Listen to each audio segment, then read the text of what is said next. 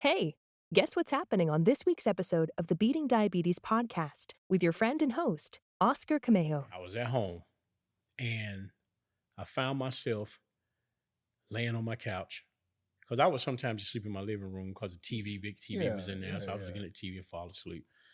Found myself on the couch laying there and I went to get up to use the restroom and I was guzzling water. I'm talking about, I was drinking at this time, this is no lie, I was drinking around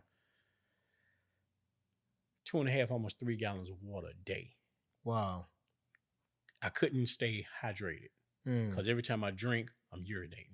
Drink, urinate. Right. So I found myself getting ready to get up off the couch. And when I got up off the couch to put my shoes on to go to the bathroom, I felt a pain in the bottom of my foot. Which foot? Left? Left foot. Left foot, okay. Bottom of my left foot. And it took me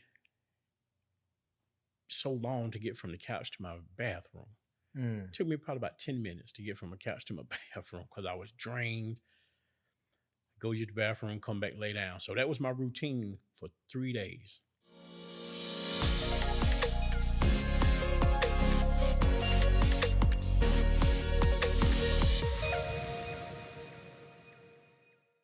As you all know, this podcast is all about helping diabetics make lifestyle changes to reverse type 2 diabetes. That's what it's all about. And this week I have a special guest with me, actually the first and very first guest, Shelton Echols. What's going on, brother? Man, I'm good, man. How you doing? I appreciate the love, man. Yeah, of course, man. Shel, we go back how many years? Well over 20, somewhere around 25.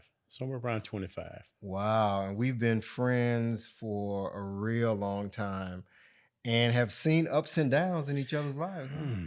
Yeah. Ups and downs, more ups and downs, but there's a balance to everything. Right. So the reason why I wanted to have Shel on the show was, his story is real compelling. And, not just because of diabetes, but just all around great guy.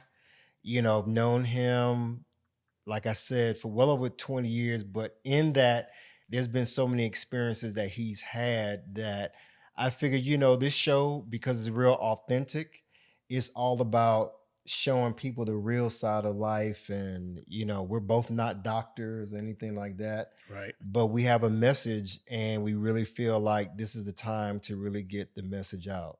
How you feeling, man? Man, I'm great. I feel good. Yeah, you look good, man. Thank you. Thank you. You as well. You as well, man. Hey, we hard to recognize each other. Right. Now, you know what I'm saying? Right. So, Shel, for those who don't know you, and this is their first time, getting to meet you, and they're about to hear your story in a little bit. Okay. But tell everybody where you're from and, what life was like growing up. Well, I'm originally from Asheville, North Carolina. I've been in Atlanta since 97, since August 97. Mm-hmm. Life has been about balance for me. It's been about balance, man. And, I've had my ups and downs in life. For lack of better words, I've played the cards that I was dealt the best way I knew how. Right. So, I guess I can say life is great. Right. Life is great. So I guess, overcame everything, whatever I came, to get to the point where I'm at now. So, yeah, man, growing up in Asheville. So what was life like growing up, cooking wise, cookouts and families getting together and stuff like that? And it was about what you might think it would be. I mean, growing up in small town Asheville, like I said, we ate, eating was a little different. Because of the way the food was processed and stuff. Right. So we ate, even though we ate pork and stuff of that nature, it was clean. It wasn't hormone out and everything. Right. So we ate a lot cleaner. And we got a lot of stuff from local farmers. We used to have a guy come around, man, fruit man come through the neighborhood and have his fruits and vegetables and stuff. So it was good. Cookouts, basic hot dogs, hamburgers, right. So we got it in. We got it in, So In terms of like you say eating off the farm, what about like bad habits and stuff like that? Eating, man, we ate bad too. We ate bad. It's a food called liver mush. I don't know if you've ever heard of that, but they sell it at Ingalls. Only place they sell it is Ingalls. Wow. Ingalls still around? Yeah. They still got Ingalls. And souse meat and Vienna sausages and sardines out the can, stuff like that. So, pork feet? Pig feet, chitlins, pickled pig feet. Man, we used to eat them straight out the jar, dude. Pickled pig feet straight out the jar. So we ate bad too. Wow, you ever ate chitlins? Yes. Well, I've never had chitlins. Really? Nah, never in your life? Never in my life. Oh, man. I don't think I'm going to try. I wouldn't either. Not at this point. No, you can't. Right. So, kind of fast forward, what year did you move to Atlanta? I came to Atlanta in 1997. Oh, 97. Okay, yeah, 2 years before me. Right.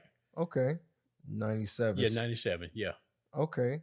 So, kind of being in Atlanta, I mean, what was your eating like coming from Asheville, hometown, to Atlanta? Did things get better? Did they get worse? Or they pretty much stayed the same because coming here, it was a lot more options here. Right. So, here you got your convenience stores, you got your people pulled over on the side of the road cooking the ribs, and it's a lot of more bad options here, but it's some good options as well. Right.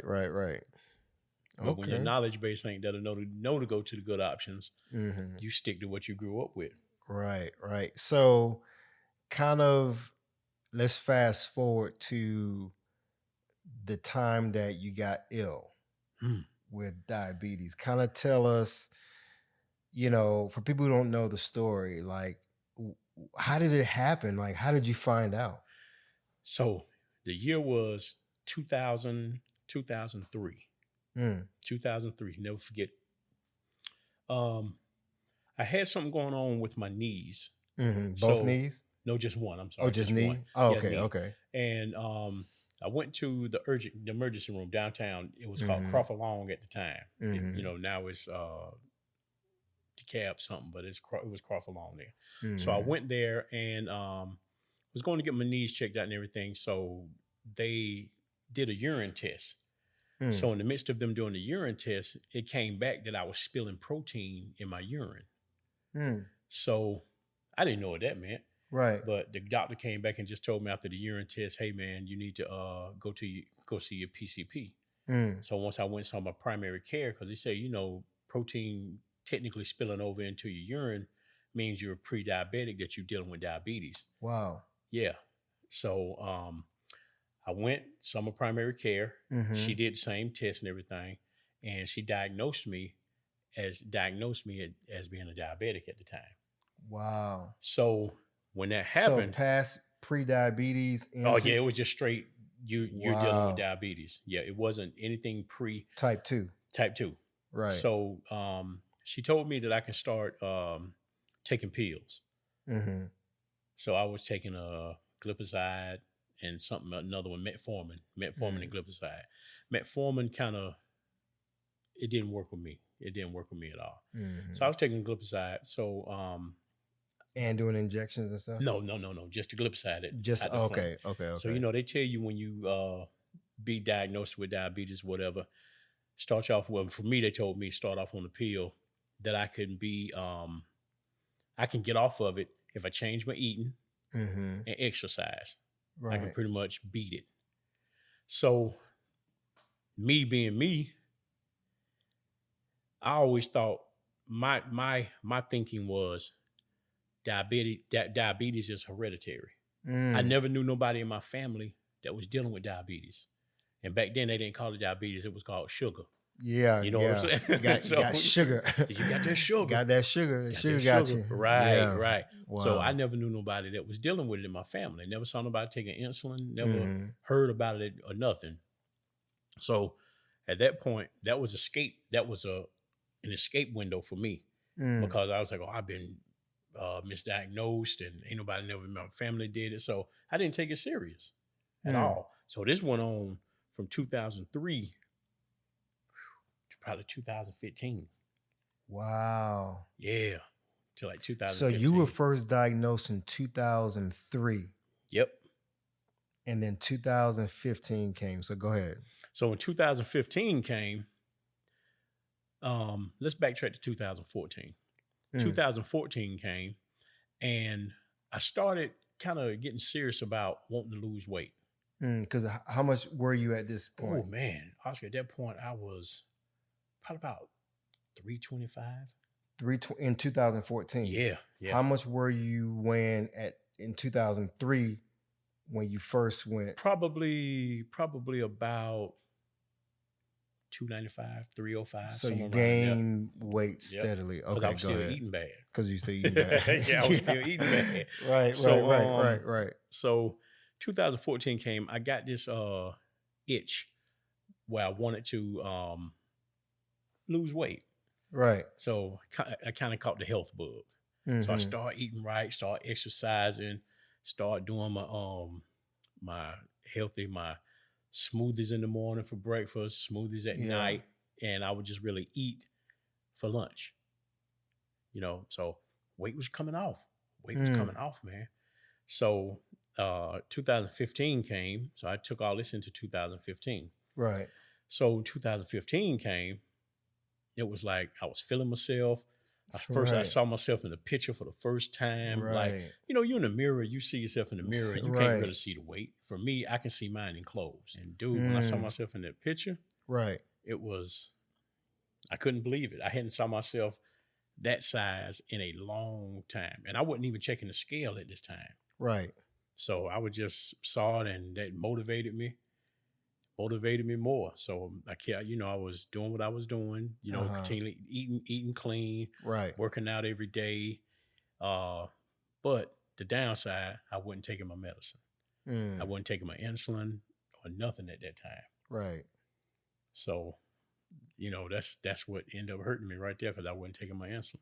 So you were saying you went to your primary care physician and you started seeing a nutritionist. Right. She put me off on a nutritionist to help me learn how to eat right. But I was still eating right, but I wasn't doing what I needed to do as far as taking my medicine. So she told me my A1Cs were astronomically high. They were like 12s. And, at one point I even had a 14. Wow. A1C. Yeah.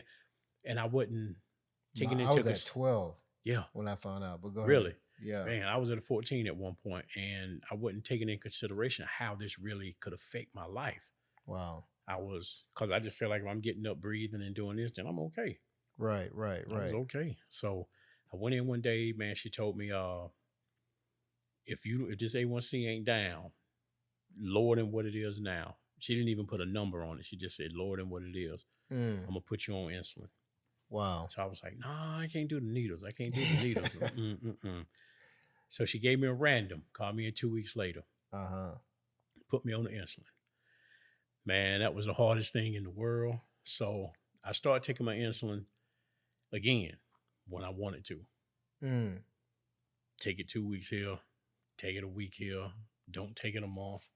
So I just eventually just stopped taking it. How many units do you remember? At this time, I was right at about 7 or 8 units. Oh, okay. But it was twice a day. Yeah, breakfast and dinner. So I wasn't doing the breakfast, lunch, and dinner. I was just doing breakfast and dinner. So, but I wasn't taking it serious at all. And did you have like the fast acting insulin and the slow one? I had the slow one and the long one. Yeah, I had the slow one and the long one. Yep, I did. Man, they like to prescribe the medication. But anyway, go ahead. So what happened next? So after that, still working out. I noticed I started increasing urine. I started urinating a whole lot more.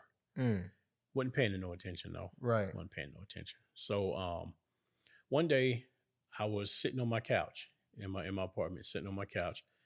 And I just got out the shower, sitting on the couch, putting some socks on, lotioning down. And I noticed under the bottom of my left foot, I had like a small pinhole. It was a little. It was a little about the size of a pinhead.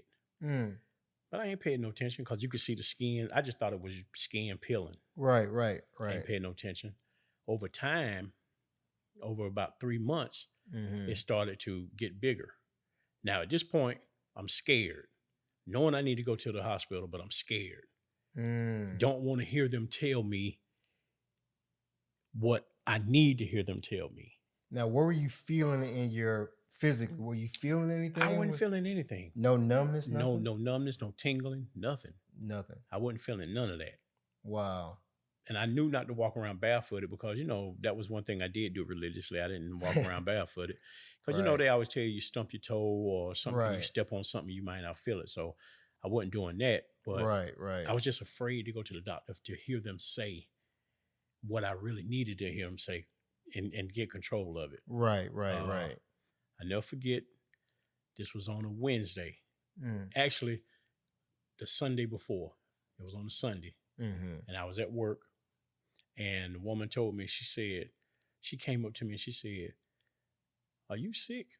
And I was like, "Nah, I ain't sick, She said, "I'm looking in your face, baby." An older woman. She said, "I'm looking in your face, baby, and you don't look good."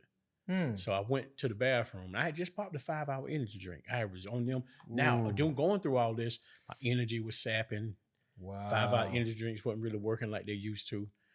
I went to the bathroom and I looked in my mirror, and man, look, when I looked in the mirror and I really just saw my face, it was like I saw a shell of myself. Wow. I looked sad. I looked sick, but I looked really sad, and I didn't feel that way, how I looked. So this was on a Sunday. So come Wednesday, I was off work. Right. Wednesday, Thursday, and Friday. Now this was July 24th, July 22nd. I was at home and I found myself laying on my couch because I would sometimes just sleep in my living room because the big TV was in there. So I was looking at TV and fall asleep. Found myself on the couch laying there, and I went to get up to use the restroom, and I was guzzling water. I'm talking about, I was drinking at this time, this is no lie, I was drinking around 2.5, almost 3 gallons of water a day. Wow. I couldn't stay hydrated because every time I drink, I'm urinating. Drink, urinate. Right. So I found myself getting ready to get up off the couch. And when I got up off the couch to put my shoes on to go to the bathroom, I felt a pain in the bottom of my foot. Which foot? Left? Left foot. Left foot, okay. Bottom of my left foot. And it took me so long to get from the couch to my bathroom. It took me probably about 10 minutes to get from my couch to my bathroom because I was drained. Go use the bathroom, come back, lay down. So that was my routine for 3 days. Wednesday, Thursday, and Friday. Friday afternoon came. I hadn't called nobody. And if you know me, like you know me, I like to talk. I like to do, so I had that. Folks. Yeah, I had not called no one. I hadn't called my daughters, my sisters. And that Friday, a lot of people were calling me. I was sending them the voicemail. I was tired. Right. You were drained. Man, I was drained. Okay. Send them the voicemail. So Friday afternoon, my cousin came by the apartment to check on me because my sisters and them had sent her by there because she stayed out by where I did. Right. I heard her knocking on the door. Boom, boom, boom, boom, boom. And she said, "Pooh, you in there?" I heard her. I just didn't say nothing. Had my phone on vibrate. So she left. I think Ramon came by, if I'm not mistaken. I want to say he did, but I don't want to quote on that one, but somebody else. So I'm laying there. My sister's called. I didn't answer the phone. All of a sudden, my ex-wife and my daughters come to the door. Boom, boom, boom, boom, boom. "I know you in there. I see your car out there. You in there?" I'm quiet as a church mouse because I don't want to be bothered. Right. My thing is I'm tired. I just want to lay down and go to sleep. I'm laying there. So she left in front of the door. At least I thought she left. My sisters called. So I said, you know what? I'm going to answer the phone so they'll at least know I'm good. So they'll just leave me alone. Right. I answered the phone. And I was like, yeah, I'm good, Keisha. I'm just laying here. I'm tired. I'm just taking a nap or whatever. And right when I said that, I heard my ex-wife say, I knew you was in there. I ain't gone nowhere. Come open this door. Right. So I get up to open the door. The couch to the front door was probably about 20 feet, give or take. It took me 20 minutes to get from the couch to the front door. Wow, you were in that much pain? Plus you were tired. Pain and drained. Wow. I get to the door, open the door. When my ex-wife saw me, she said, there's no lie. She said, and this is what I remember. And then after this right here, everything is what somebody told me to happen. Wow. She said, you in here getting high? She said, I look like I was getting high. And I was like, no, I ain't getting high. I remember saying that. And she said, what is that smell? She said, you done used the bathroom? You done used the bathroom on yourself? I said, no. The smell was my foot. Wow. I had a diabetic ulcer from that pinhole, and it grew. It just kept growing. Gangrene was setting in, and it was starting to rot.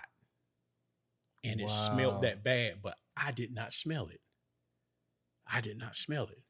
So you're in the house, 3 days. Isolated for 3 days. Straight.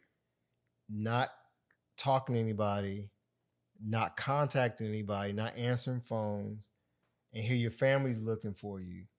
Come to find out, you in there sick. And they're dying, pretty much. Wow. So go ahead. So for lack of better words, I was dying. So what happened next? So when she asked me that, and I said, no, I ain't boo-boo. I ain't used the bathroom on myself. No. And from that moment right there, I don't remember anything after that except when I woke up in the hospital. So you passed out? What did they tell you? Well, my ex-wife said that I kept asking for water. She said, I kept saying, well, give me some water. And I was butt naked. Butt naked. I don't remember none of that. I was butt naked. She kept saying that. I kept saying, just give me some water. Give me some water. So she ended up calling the police. I mean, the ambulance. Ambulance. Okay. Yeah. And she said it took everything in her not to cry in front of me. So, and I was like, wow, really? Wow. So the rescue people came. They took my blood sugar. They took my blood sugar on the spot. Man, my blood sugar, dude, this is no lie. My blood sugar was over 600-700 at this time. That's being for real. And they said, we got to get him to the... Now, this is what they told me that I was saying. They said, we got to get him to the hospital now. So they helped me put some clothes on. Took me down. Took me down and everything. Once I get to the hospital, they took me to one hospital I ain't gonna name right now, but they took me to one that it ain't reputable. So my mom came down at the time. Right. So my mom came down and was like, nah, get him out of here. He got insurance. Take him to Piedmont. So I ended up going to Piedmont. From there, I really was in and out, so I really don't remember nothing, but I went straight to ICU. Straight to ICU. And so in the process of going to ICU, this was still Friday night, early Saturday morning. I remember Sunday. I don't remember anything on Saturday. I remember Sunday. And I remember one of the doctors, he was a black guy. And he came to me and he said, we're going to have to take your leg. And I was like, no, you ain't got to take my leg. I'm good. He say, sir, we're going to have to take your leg. So in the process, they took me down from Sunday. They took me down to scope the foot to see if it could be saved. Right. Couldn't be saved. So this goes into Monday morning. Monday, they end up telling me I had to, I'm going to have to either get the amputation or die. It's just either one. It had gotten that bad. It had gotten that bad. So I remember my daughter, my youngest baby, came to me. She said, Dad, we need you. We need you. Wow. So how did that make you feel, man, when she said that, man, right when she said that, dude, I knew what I had to do at that point. I knew what I had to do. I had to come out of the pride. I had to come out of the I'm a tough guy. I had to come out of all of that. I had to be stripped straight down, and I had to live for them, for my kids and my family, and really for me, my kids, my family, everybody. So I ended up agreeing to the amputation. This was on a Monday, so I went in for the amputation on a Tuesday, and from then, that's where. Wow. So let me ask you a question, man. Okay. So that time when they told you that we're going to have to amputate your leg, and you was like, nah, you know, you don't have to do that, you know. How did that make you feel? You know, you heard your daughter tell you, Daddy, we need you, but literally, when how do you, what kind of emotions were you dealing with during that whole decision period? Went from that first time they told you need to go ahead and get it done to your time that you was like, yeah, I need to go ahead and get this done. Like, what kind of emotions were you dealing with? I was in a mode to where I wasn't accepting it. And I couldn't believe it. I couldn't believe that I had allowed myself to get to this point. I was in a lot of denial. I was in a lot of denial. That's what was making me say, nah, man, we good. Let's do it this way. And, you know, at that point, that's when I really wanted to straighten up. That's when I really wanted to get it together at that point. Right. It was too late. It was too late. So those were the emotions that I was really dealing with at the point. Denial more than any of it. Wow. Denial more than any of it. And was just like beating myself up like, man, I really can't believe that I've allowed myself to get to this point. Wow. This point. Man, so I knew bits and pieces of your story over the years, you know, but to really sit here with you and hear you tell it, you know, I'm a father as well. And man, for our daughters, especially the youngest ones that come and tell us something, it really hit us really hard. So we're going to take a quick break. Okay. And when we come back, we want to hear the rest of Shelton's story. Gotcha. Folks, if you want to connect with me, you can always email me at hello@beatingdiabetieslifestyle.com. Also on Instagram at beatingdiabetieslifestyle. Listen, if you want to send me a video with a question or a comment, you can also use the HiHo app. That's HiHo. This is a great new way to literally connect with me and share a question by recording a video. I think that's a great way for us to connect as well. Now, let's get back to this week's episode. Okay, well, we're back, folks, and we're here with Shelton kind of going over his story of being first diagnosed with type 2 diabetes, had a hospital scare, and found out that he had to get his left leg amputated. So kind of pick up on that story, and how did you feel about yourself, you know, like literally at that point when they told you, man, your leg has to be amputated, you went through the procedure? What were you feeling like even the day of the procedure? A lot of it, like I say, was a lot of self-guilt. I could not believe that I had got to that point. And that was really denial and self-guilt. Right. Now the day of, they kept me, because I was still in some pain. So you know, they kept me kind of medicated really good. So I wasn't feeling it. So a lot of that was in and out, really sketchy in and out. I can remember when I got out of surgery from the amputation, and I was in the bed, laying in the bed, and I came through. So when I came through, I had my mom was there. My daughters weren't there because they was in school. No, they weren't in school. They weren't in school, but they weren't there at the time. Right. Wait a minute. Yeah, they were there. So I had family around the bed. I even had a couple of homeboys. Mom was there. Somebody else was there, brothers that came in. Right. So after I came out of surgery and I came through, I was looking down, you know, he's laying in the bed. So I'm looking down and I see my right foot under the covers, but I don't see a silhouette of my left foot, left leg.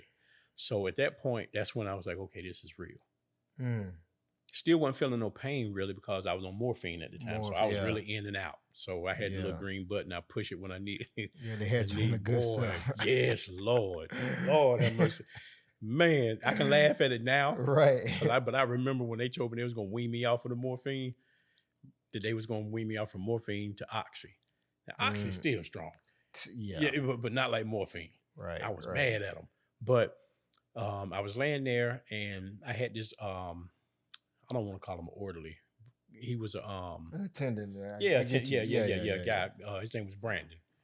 And he would come in, man, and this guy coached me through everything. I mean, he was there to motivate me.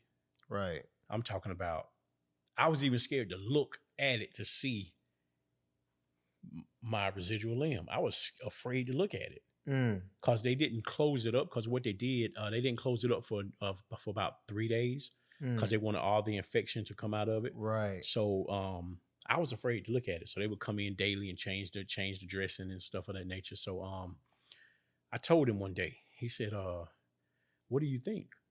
And I was like, dude, I'm scared to pull the covers back.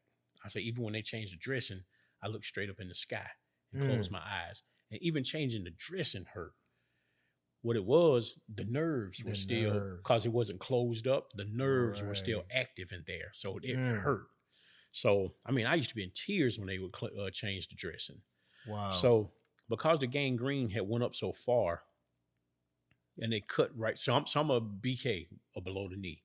Oh, below the knee. Yeah, below the knee. BK. So I still have my knee. I got, so what they did, they cut down under the calf muscle. They pulled the calf muscle up over the incision and, you know, sewed it together and everything. So it can heal that way. So it can heal. Okay. So they would do that. So Brandon said, why are you afraid to look at it, dude? It's your body.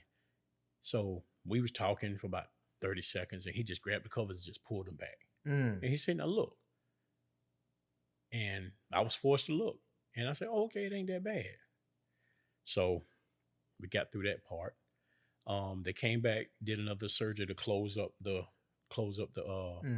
incision, you know, everything. And I was laying in bed one night and one day in the hospital. And at this point, that's when I really start really strengthening and getting my mind right to talk to God at this point.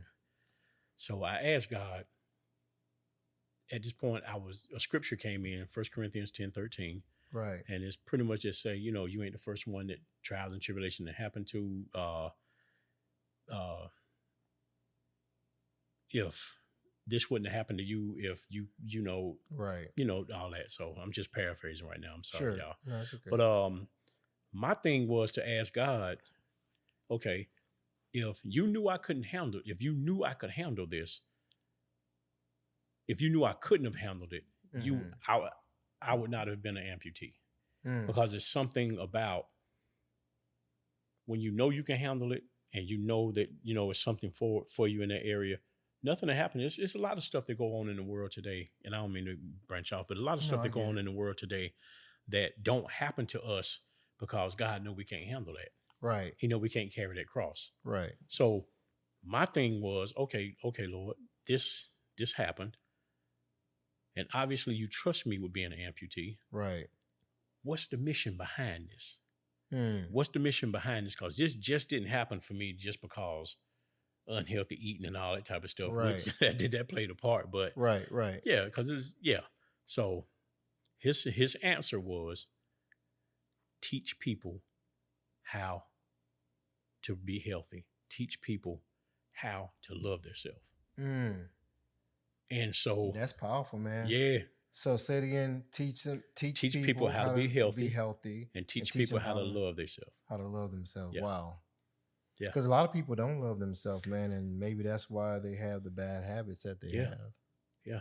That's what I'm finding too, man. Like, you know, when people know that they have to make a lifestyle change, I mean, I was there too. And sometimes you go through stuff in life and you get into depression and self-hatred. Yeah. For some people, they have low self-esteem. Right. And then it just translates into the way they eat, and then it starts affecting the health and whatnot. And, but yeah, continue. And once he told me, once I got that answer, then I knew what the mission behind it was. Mm-hmm. So things just start opening up. Doors start opening up. It's like before I was an amputee, I never knew that it was a world, a community for amputees. Wow. So I'm going through, at this point, I'm going through my rehab. Because I'm thinking when you have the surgery, you automatically gonna get a prosthetic. I didn't, and I'm not, and I'm not thinking that it's a process. Right. Because we watch TV and movies, and when that happens, you get a prosthetic. Exactly. limb. You get it right then. So right, and it doesn't work like that. Right. You got your process where you have to heal. The incision has to heal. Staples have to come out. Then you have to quote unquote train your residual limbs. I don't call it a stump because people say, "Oh, you stump." No, I ain't no tree. You know what I'm saying? It's my residual limb. Right. So you have to shape your residual limb because it's big and round. Right. But you have to put this thing on it called a shrinker, and it's nothing more than a compression. Yeah. Compression sock. Okay. Compression stocking, and what that does, it shapes your residual limb. And you need your residual limb to come out to be like a cone shape. Right. So be prepared for the prosthesis. Right. So once all the swelling and you shape it, then you can start getting, getting fitted for the prosthetic and everything. And that, it takes a minute, and everybody heals different. So I went in July 28th, 24th. I was back at work on a prosthesis November 9th of the same year. So roughly 90 days. So Shell, you were talking about your lifestyle, what it was like eating and exercising here or there, trying to get stuff together, but it was already pretty much too late. Right. You have the procedure done. You're going through emotional stuff. Now it's part of the healing process, getting your leg physically, prepared for this next level. I'm assuming you ended up going back home. You having to now start back at work. What changes did you started to make at this point? Like what changes did you started to make and why? Well, the first immediate change was taking my medicine the right way. I started really looking at, because you got to realize when I first started this, I was 325. I got all the way down to about 240. When I was coming through rehab, I was at 221. Man, I hadn't seen that in a long time. Wow. 221. So at this point, I'm out of the hospital. I don't have a prosthetic at this point. Right. But I'm out. So now the biggest thing I have to do now, my A1C was down to a 5. So I was on point. So my thing now, I have to maintain this. So the whole time I was in the hospital rehab, that's where my mind frame was. Okay, when you get out of here, it's almost like they have repaired you. They done got you back where you need to be. So now they're going to release you. You have to maintain this lifestyle right here. So once I got out of the hospital, A1C of 5, blood sugar running right around 101, 102. You're fasting. Man, I'm good. Fasting blood sugar. Gotcha. Yeah, I'm good now. And so in the process with that, I had to start taking my insulin, right? Because I knew I wanted to get off of insulin. Right. And the high blood pressure, the hypertension, I wanted to get away from all that. Right. So because a lot of people don't know there's a connection with type 2 diabetes and high blood pressure, hypertension, and some other stuff. But yeah, go ahead. So I wanted to come off of all that. In the process, I was living with my sisters because I couldn't stay by myself. I needed to be around people at the time. Right. Because I was learning how to transfer. I was still in the wheelchair. Transferring from the bed to the wheelchair, from the wheelchair to the toilet stool, from the toilet stool to back to the wheelchair. Stuff that we take for granted. Stuff that we take for granted.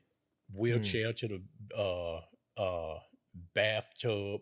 It was a lot of transferring. So I had to, have people around me just in case I fall or something to happen.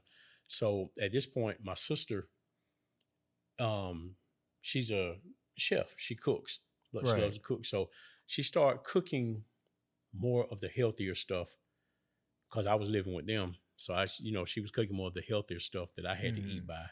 So I didn't even have an unction to want to sneak and do nothing at the time because the scare really scared me. Right. It really scared me.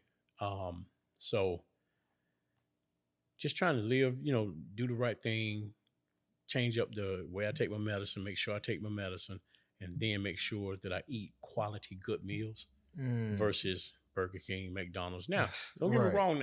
Now, I would have days where I would cheat and, cheat days or whatever. And it was still what bothered me sometimes when I would do it, even though I would do it. That don't make sense, but it would bother me. But, I cheated. You're not alone, man. People go through that. Yeah. So I cheated and got right. And I started learning about the amputee community through my rehab, through my therapist. Right. And they told me about how they have conferences for amputees, magazines, and just different stuff out there. Right. So I just started putting myself in the community. Start going to meetings. Right. Amputee meetings. We would have meetings every Tuesday. Go in there and just talk, and whatever you're dealing with, you put it on the table.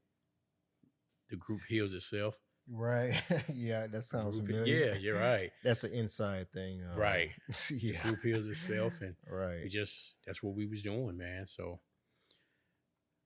that was another inside thing. We're not going to tell y'all what 180 stands for. That's a whole another thing. I still practice that to this day. Yeah, me too. I promise you I do. So, lifestyle changing, sister, you're living with your family, sister's preparing meals, and physically things are slower from what very much slower. Very much slower. Very much slower. And so what about like the physical exercise? How did that change from that point on? You started eating different. Right. But then you also had to take the medications, but then now you have this limitations on what you can do physically. Right. What was that like? It was really hard because, it was, I would have to do a lot of stuff from the bed or the wheelchair. Right. And, I would have to do my, the biggest thing as being an amputee, what they tell you to do is strengthen your core. Mm-hmm. Because if your core isn't strengthened, it's going to be hard to walk on a prosthesis. It's going to be very hard. Because it's all connected. It's all connected. Everything is connected in, and the prosthesis is carbon fiber. Then you got a foot, everything. So prosthesis weighs about 8 to 10 pounds. So if your core is not strong, then it's going to be, you'll be dragging that prosthesis. You won't be able to walk. So you got to do the core. So I was doing my core from the bed. I was doing a lot of it from the wheelchair. Right. And when I got strong enough to get a prosthesis, that's when I was, doing certain stuff. I wasn't doing nothing hard. I was doing the elliptical a little bit. Then I was doing the treadmill. Yeah, I wasn't doing no real heavy lifting or nothing. I was just trying to keep the weight off and strengthen it at the same time. So yeah. So you were talking about the community of amputees that you learned about, and I guess it was would you say it was a support group that you had? Yeah, that you had. So in that support group, what helped keep you motivated to keep going and not just give up, cave in, and quit? Well, I'm actually a licensed, certified peer counselor. Y'all heard that? Say that again. A licensed, certified peer counselor. Wow. Congratulations, man. Thank you. And when I got the mission to help people from this, that's one of the avenues that doors opened.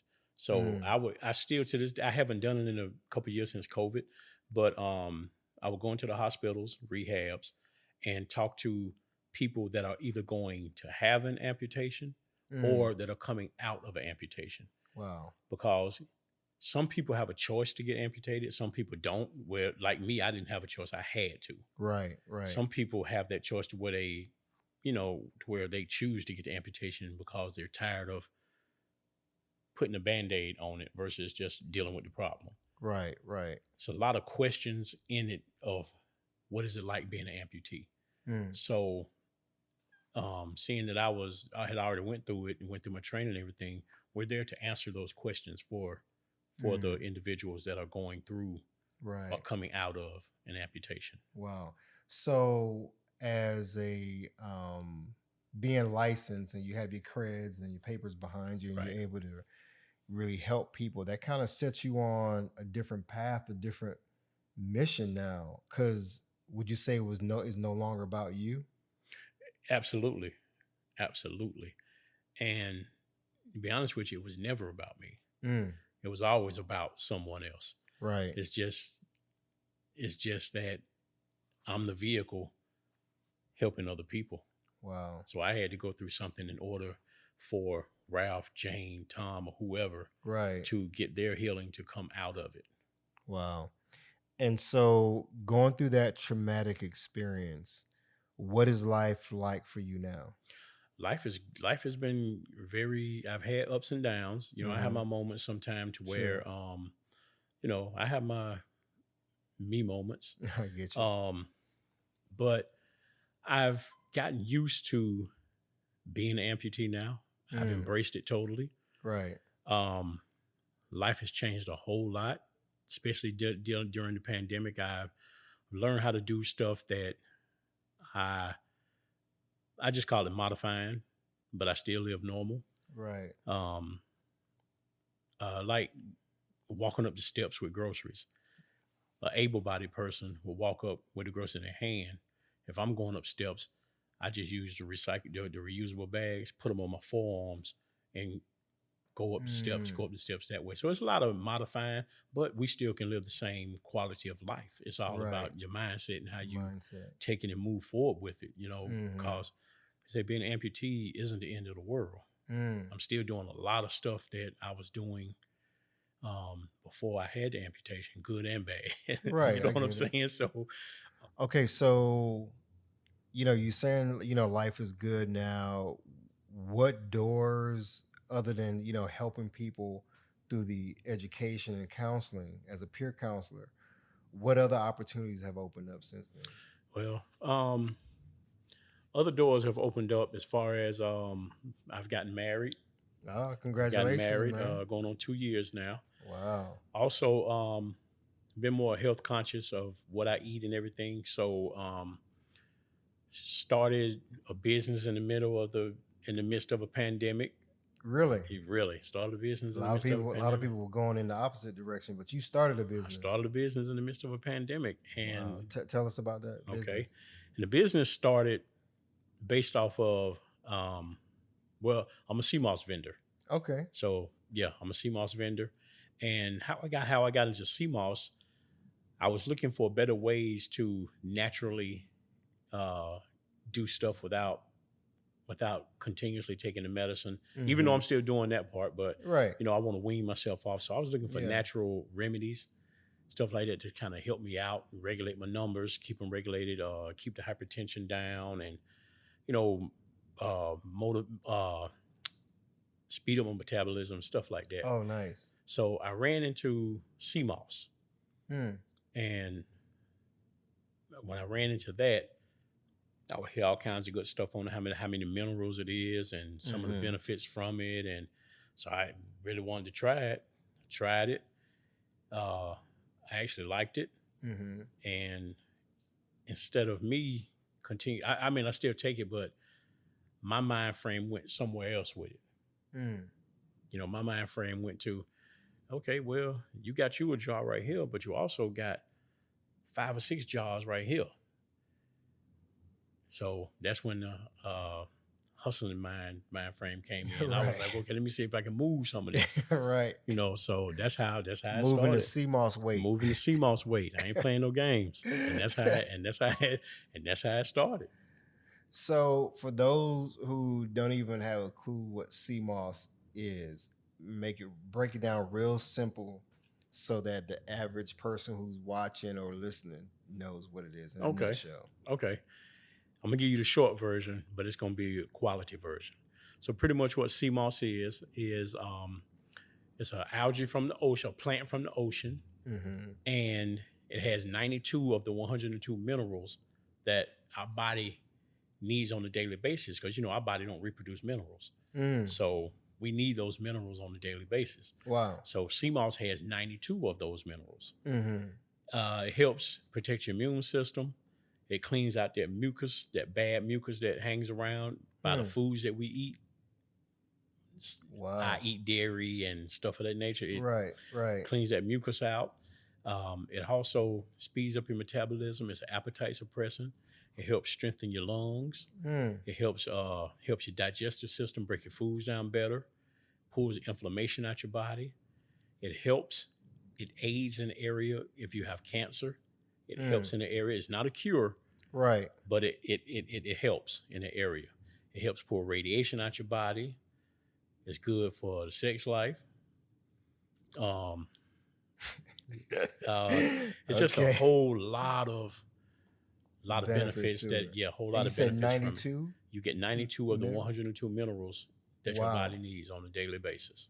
So now you started taking it for yourself because you had heard about it, and then you started seeing the benefits to yourself, and you was like, hey, you know what? Let me start making more. How did that actually? Did you start telling people about it and people wanted to try it? Like, what kind of results were people having? So I started taking it for myself, and I'm a social media junkie. So I post everything on social media, stuff that I don't mind people knowing. Right. So I started posting results. I started posting how it started. The first things that I started noticing was immediately the increased energy. And it wasn't like a 5-hour energy drink or a shaky. It was more of a natural energy that we need. I started feeling it. I started seeing myself. I wasn't getting as tired doing this. I had more motivation into, if I'm washing one load of clothes a day, now I'm washing 3. Right. Without getting tired. I couldn't sit still. When I say sit still, I just found myself having more energy. It wasn't, like I said, it wasn't a shaky energy or whatever. It started cleaning out my mucous membrane. So I started feeling that mucus drain and cleaning out. I started breathing better. Right. And this was in the midst of a pandemic. Right. So I started feeling myself breathing better. And your skin looks great, man. And that's one of the things that it does do. Thank you. I appreciate that. And that's one of the things that CMOS does for you. It helps with the skin. It helps with blemishes. It helps with eczema, psoriasis, dry skin. It helps moisturize your skin because it starts repairing our skin cells from the inside out. Right. Bringing that glow, that natural glow, that elasticity that we keeping our skin tight. Right. So for people who may be skeptical about, CMOS, or they never heard about it, because, sometimes people get afraid when they hear about minerals and stuff like that because there's a lack of knowledge. What would you tell them to do in terms of researching what CMOS is, and even kind of tell us about your company if somebody wanted to get a hold of some of your CMOS products? Okay. So the first thing I would tell the people to do is the number one thing I always tell them to do: go to Google, research it yourself. Once you research it, of course, you research it on Google, go to YouTube, you'll see a lot of people talk about it on YouTube. And once you do that, find someone who is reputable in CMOS, because you have good CMOS, then you have bad CMOS. And, so you have to find a reputable, very reputable CMOS vendor. Right. And somebody who knows what they're doing. Right. But And so what's the name of your company? the name of my company is King Echols Sea Moss. Mm-hmm. Really, Echols Enterprise. King Echols Sea Moss is under it, is under the umbrella. Okay. Yeah. And how would people get in touch with you? Are you like on social media? I'm on all platforms, social media. I'm on Facebook, Instagram, Snapchat, and I have a website as well. Okay. So Facebook is King Echols Sea Moss. Instagram is King Echols Sea Moss LLC. That's KingEchols SeaMoss LLC. Snapchat is the same, King Echols Sea Moss, and the website is kingechoseamoss.com. So so would you say the website is the main place you want people to go to? Yeah, you can go to they can get everything else from there. Yeah, because you can go to any one of the social media platforms, and the link is always in the bio. So Okay. you can go there. You can go on Facebook, Instagram, click the link. Once you click the link, it'll take you straight to the website. Right. And go from there. And probably what I'll do is go ahead and put the link to the website and his information in the show notes to this episode. Now, folks, as you all know, I don't push products. I don't push meds. I'm really into the natural whole foods and stuff like that. But one thing about Shelton, I know about him, he's a man of integrity. I've known him for years, as I've said before. And this is one of those times where I'm like, you know what? This is not a sponsor. He's not paying for this advertisement. There's nothing like that. But I believe in him and, going through what he's gone through. And I'm seeing the physical changes with him.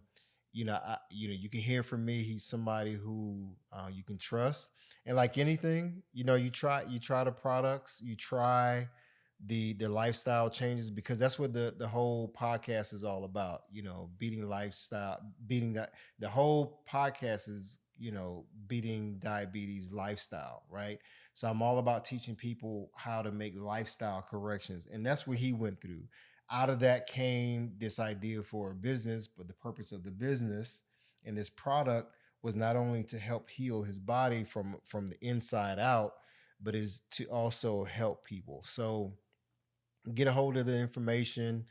There's a lot of resources, as he said, that you can find on the internet. So, Shell, as we wrap up the show, if you can give advice to anyone who's listening or watching right now, who may be at that point where, like you were back in 2003, and not really taking things serious, what advice would you give to that person? And then what advice would you give to the person who find out that they have to change their lifestyle right now, or they're going to have to either get amputation or they're going to die? Mm. So the first one is the 2003. What I would say, take it serious. Don't play no games with your life at all. Don't play with your life at all. Go get checked out regularly. If your doctor prescribes you for anything, make sure you take your medicine like you're supposed to. Man, like I say, I just wish I had someone to really open my eyes and my ears through their testimony, so I wouldn't have had to go through this. But it is what it is. To the person that has to make a lifestyle change, get some discipline. And this, I'm not being funny when I say this, get some discipline about yourself and really take control of your life, because your life is what you make it. And just think about the people around you that will suffer from you not taking your life serious. Now, for the person or people that are going through traumatic health challenges, i.e. amputation or whatever, do whatever you have to do in order to keep your body right. If you're going through amputation, You can always go to you can you can give me you can reach out to me on social media if you need to. Just reach out to me on social media if you need to. If you want to go through Oscar to reach out to me, that's fine. I give him all the authority to give my number out and, and reach it. Amputation isn't the end of the world. Right. You can still have a great quality of life after amputation or any kind of illness. Just make sure that you're doing your part. Right. Your part. And that's the main thing. It means a lot to you and your loved ones that you're doing your part.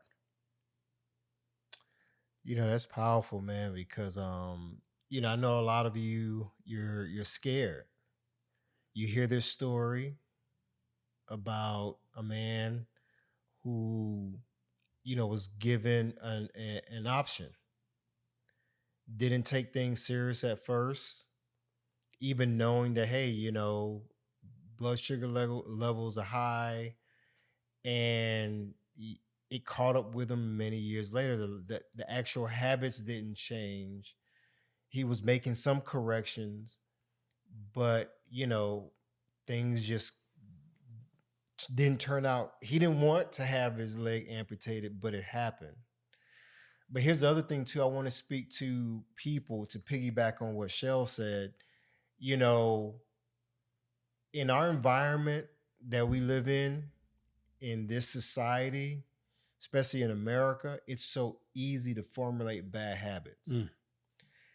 There's fast food almost everywhere you look. And it's not like how, back in the day where you can farm and get fresh fruit yourself, the chemicals that are put in foods, folks, and I'm not trying to preach to the choir or to beat a dead horse, but there's so many bad options before us, but there's also a lot of good options. When I was 268 pounds back in August 2020, roughly, going through some personal issues myself, as I've shared in previous podcasts, I didn't have the support, but I still had to take responsibility for myself. Yeah, there was a lot of bad options around, but I also had to come to the realization that, even though there's a lot of bad choices, I had to focus on the good choices. Right. And we don't want you to beat yourself up when you realize that you're overweight, you're obese, your eating habits are just out of whack. We don't want you to feel bad about yourself, but you need to take your things seriously. You need to take your life seriously. Because Shell, like him, when I was first diagnosed, I wasn't first diagnosed as diabetic, as, having type 2 diabetes. I was pre-diabetic, they told me. Right. And I was like, oh, okay, well, at least I don't have full-blown diabetes. And, I just had this arrogance about me. I was like, okay, yeah, I know I got to exercise. I know I got to do this. I got to do X, Y, Z. But I didn't make a wholesale lifestyle change until I found myself going to the doctor, getting a call, and the doctor said, hey, rush to the emergency room because your blood sugar is elevated it was over 400 or something like that. Wow. And I really felt like I was going to die that weekend. When you're talking about the urination, the frequent urination, it's like every 10 minutes I was going to the bathroom. Yeah. Turns out I was thirsty. Still thirsty. Yeah. I was dehydrated, exhausted, and a whole bunch of other stuff was going on. But in that hospital, I had to make a decision what I was going to do with my life, because I was too also thinking about my kids and my family, and I didn't want to die. So folks, listen, something my doctor did tell me, actually this year when I went back and had my blood work drawn and tested and got a good report, we recorded a video because I told him what I was starting to do and wanted to educate people on the beating diabetes lifestyle. He said, tell your people this. He said, tell folks that today is not the end of your life. Diabetes is not the end of your life, but today is the first day for the rest of your life. Mm. I was like, what, Doc? Say that Right, again. right. He said, diabetes is not the end, but today is the first day to the rest of your life. And he ended it by saying, so what are you going to do about it? I was like, ooh. Put the ball right back in your court. Right.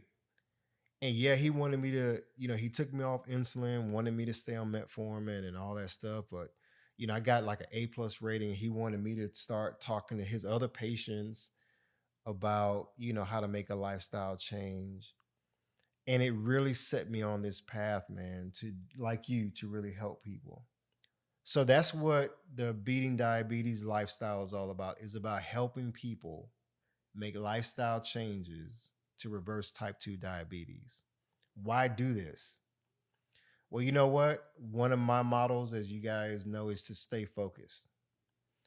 I know, and like Shelton knows, there's a lot of distractions in the world. There's a lot of things to distract us from eating healthy, from exercising and making proper decisions, even when it comes to how we sleep. And we have to wise up people, because you know what? The food industry, believe it or not, is not really there to help us to live better. In general, the food industry is to sell a product and to make money. And unfortunately, sugar is more addicting than cocaine, they say. I can believe that. Because sugar's in everything. Sugar's in everything. Right. Even when they say it ain't in it, it's in there. It's in everything. Yeah. So, anything else, man, as we wrap up? You want to say anything?